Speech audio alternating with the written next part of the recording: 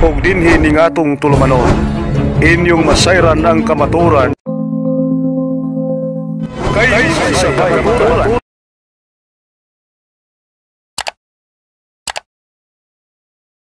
Kasi naman ni Cristo ni Manalo, ayon sa kanilang security and exchange condition, tinayo ang ni Manalo. Kaya gano'n, kung magbabasa tayo ng Biblia, ano ang itinayo ni Cristo? Kaya nga sinabi ng Paul, yun ang Iglesia Katolika. Dumaan ng maraming buwan, naging kaanib ako sa Iglesia ng Diyos ni Cristo Jesus na yung IDP. At ako ay naging isang defensor puto na naging panatiko pa rin.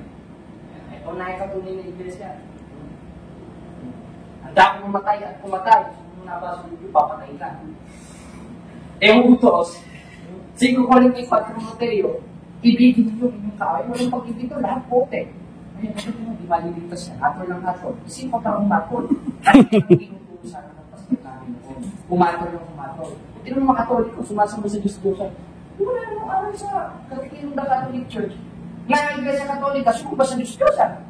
Correct. Ay na Diyos-Diyosan. Yung sinasabi ni Pablo sa 4:8 ng Galacia, at yun ang Diyos ni Soriano, Diyos ng ang dating daan, Diyos ng Iglesia ni Cristo. Bakit? Kasi Pablo mismo nagsabi na ano? Na ngayon din naman sa panahon ngayon, sa hindi nyo pagkilala sa Diyos, kayo na sa pagkaalipin sa katutuloy ng mga Diyos. At kahit kailan, walang itinayo ang Diyos na MCGI, walang itinayo ang Diyos na born again, Baptist, lahat yan! Tatag lang ng tao. Dahil isa lang naman. 4 sipo ng Efeso, isang Panginoon, isang mananampalataya, isang bautismo. Eh, pati itong mga, ano na ito, hindi pala. Kasi pumurog na sila sa pananampalataya.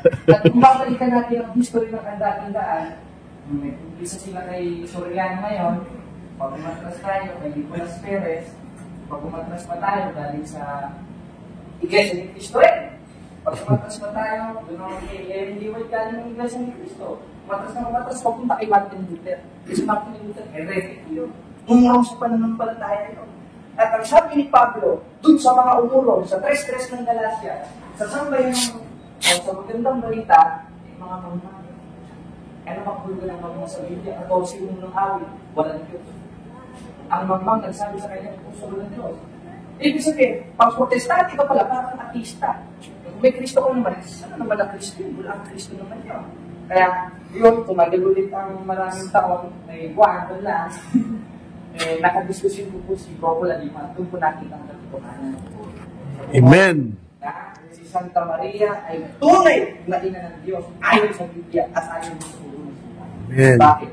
Siguruhin mo sentido ko naman lang tanongin mo, yung aso, pag nangalang ng aso, hindi mo pwedeng dinosaur ang anak mo. Yung sisiu, anak ng manok. Yung tuta, anak ng aso. Kailangan naman tuta, anak ng pusa. Puting na yun. Si Maria, nanganak ng Diyos. Natunayan, kung nakita niya Apostol Tomas, sa 20:28 naman, Panginoon ko! Diyos ko, hindi man tao. Kaya, kung Diyos ang pinanganak ni Maria, Diyos na tagapagligtas sa 2:13 ng Tito, nasa loob ng sinapupunan niya, 2:9 ng Colossus, anong tawag kay Maria? Ginanang? Diyos. O Mother of God. O Ingrid Teletokos. Ang protestante yun. Kaya yun ang po, mga kapatid. Lord. Sa'yo nakitirid lang ng emotions, Kaya sinabi ko sa inyo, wala kaming intensyon na magbaling kayo sa Katoliko.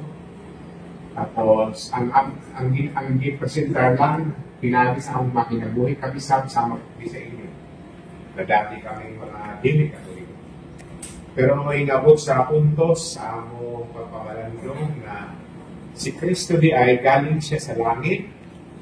Diyos siya, nakagaya ng God Father and Holy Spirit. From heaven, pumunta siya doon sa tiyan ni Santa Maria. Nagburo si Santa Maria. Pero yung liburo siya galing sa langit. Ay balik. After nanganak ni Santa Maria, nakilala siya ang Jesus Christ. At ang Jesus Christ na ito nagtayo ng singular, iisang iglesia lang. Hindi dalawa o tatlo. Bakit 50,000 ang churches? Sabi pa, iisa lang doon ang totoo. At yun ang itinayo ni Cristo. At yun ang sinasabi namin sa inyo ngayon, ayon sa aming mga testimony, ito po yung simbahang Katoliko na pinatutunayan ng kasaysayan at ng Biblia. Ngayon, dapat natin itanong kung sino ang nagtayo ng ating simbahan, yung Diyos ba na naging tao o yung tao lang talaga na tao na hindi talaga magiging Diyos bisang kailanman. Ngayon, kung magpapasya kayo na doon kayo sa itinayo ng tao, yun ay pasya po ninyo at dapat kayo irespeto. Pero kung magpapasya kayo na doon kayo sa iglesia na itinayo ng Diyos ang naging tao, dapat mapunta kayo sa Katoliko gaya rin ang ginawa namin at desisyon din namin ito. Ngayon, kanya-kanyang desisyon, pero kailangan ng ating desisyon ay matalino at tama. Ngayon, nasa sa atin na walang pilitan, wala rin personal. Once again, kung nakasabi kami ng medyo masakit sa puso, we are asking forgiveness and then forgive us and please don't think that we are drawing you o para bang ini-influensya namin kayo, gusto namin kayo magkatuloy. That's the work of the Holy Spirit. And we are not the Holy Spirit. Bahala na Holy Spirit ng work sa inyo. Ano? So sana, kahit konti, nakatulong kami sa inyo sa lahat. Kami natulong kami dahil nandito kayo. Salamat. So, we will be closing in prayer. Tapos, from here, pupunta na kayo sa kwarto nyo. Hindi kayo matutulog. Hindi kayo maglalakaw na o promarang. Punta sa room, tapos bilindan kayo na may bell. Punta kayo doon sa akin. Last nakaraan. Okay? Ngayon, maraming salamat na nandito kayo.